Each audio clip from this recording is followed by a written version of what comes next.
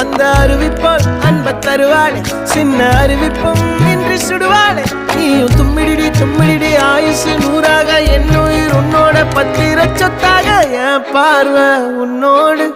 உன் பொம்மை கண்ணோடு பேசாமல் விண்ணோடு நாம் மிதந்து போவோம் காதாரா அடியானாலும்